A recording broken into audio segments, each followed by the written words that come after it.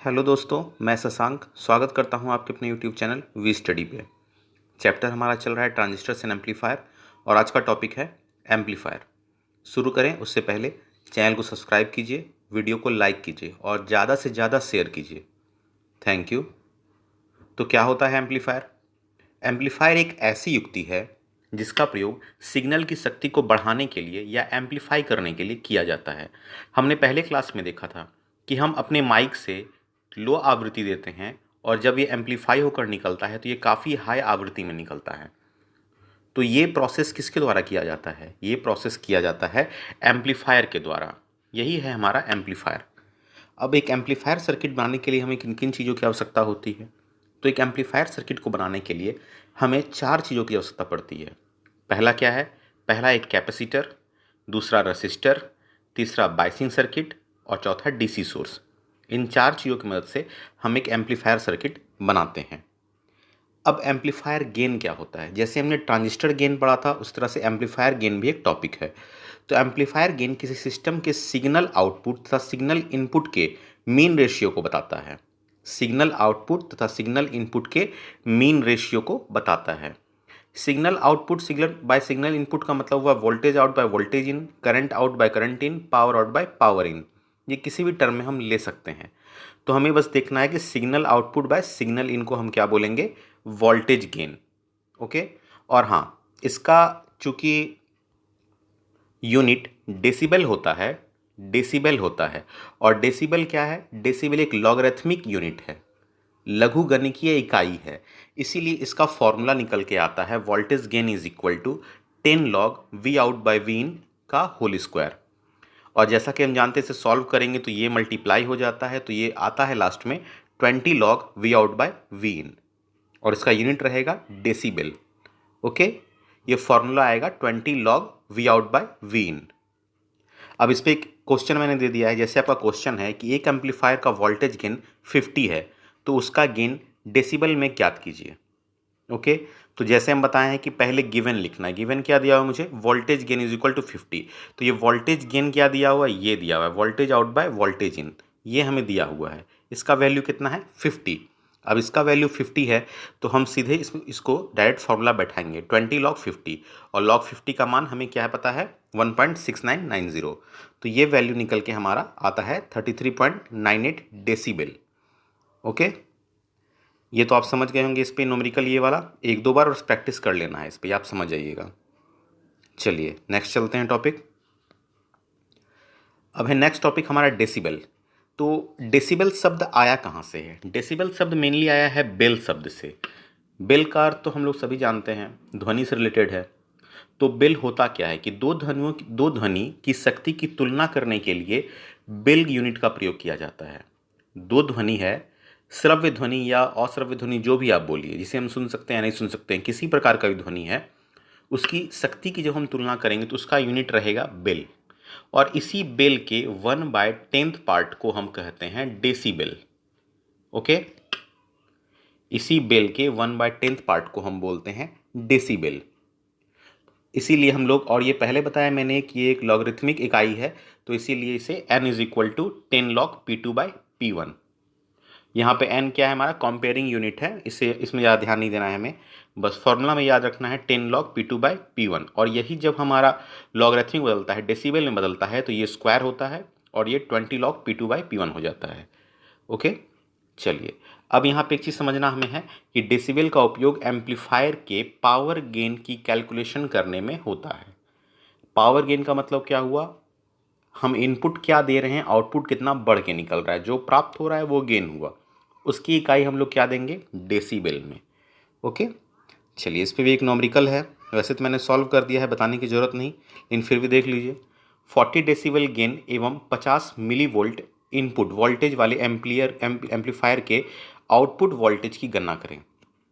Okay, तो दिया हुआ हमें क्या है? वोल्टेज गेन क्या है? 40 dB और इनपुट वोल्टेज क्या है? 50 मिली वोल्ट। इसे हम पहले चेंज करेंगे वोल्ट में, तो 50 इंटू 10⁻³ वोल्ट हो गया। अब फॉर्मूला हम लगाएंगे तो voltage gain equal to 20 log V out by V in. Okay, अब देखिए यहाँ पे हमें वोल्टेज गेन तो दिया हुआ है, ये हमारा वोल्टेज गेन था 40। तो 40 इज इक्वल टू क्या हो गया, 20 log V not by V in. इसे सॉल्व करने के बाद हमारा आता है ये वैल्यू। यहाँ तक आपको समझने में दिक्कत नहीं होगी, यहाँ तक समझने में आपको दिक्कत नहीं होगी ये। ओके, अब देखिए यहाँ के बाद जो ये 2 आया, इसे हटाने के लिए एंटी लॉग लगाया जाता है। जैसे लॉग 100 इज इक्वल टू 2 होता है, तो हम इस लॉग 100 को हटाने के लिए क्या करेंगे, हम एक एंटी लॉग हटाएंगे। तो एंटी लॉग 2 का मान 100 होता है। ओके, तो यहाँ पे हम इस पे एंटी लॉग लगाए तो इसका वैल्यू आया 100 is equal to V out by V in का वैल्यू तो आ ही गया है नीचे, और इसलिए V out is equal to ये 5 वोल्ट आया। बस इसे याद रखना है। एम्पलीफायर्स के वर्गीकरण हम क्या देखते हैं कि एम्पलीफायर्स को कितने भागों में बांटा गया है। तो जितने भी इसके भाग होते हैं मैंने इसे यहाँ डिनोट कर दिया है, आपको बस देखना है, और इसमें से जो इम्पॉर्टेंट होगा हम बस वही पढ़ेंगे। यहाँ ओबीओ का मतलब होता है ऑन द बेसिस ऑफ। तो ऑन द बेसिस ऑफ हमें किस किस पढ़ना है एम्पलीफायर का वर्गीकरण, तो on the basis of transistor configuration, on the basis of coupling, on the basis of operation mode, on the basis of frequency और on the basis of output. इसके अलावा आउटपुट को भी 3 भागों में बांटा गया है, पावर एम्पलीफायर, वोल्टेज एम्पलीफायर और करंट एम्पलीफायर। ओके, अब इसमें जो इम्पॉर्टेंट है वो हमें क्या क्या पढ़ना है। पहला, कॉमन एमीटर एम्पलीफायर।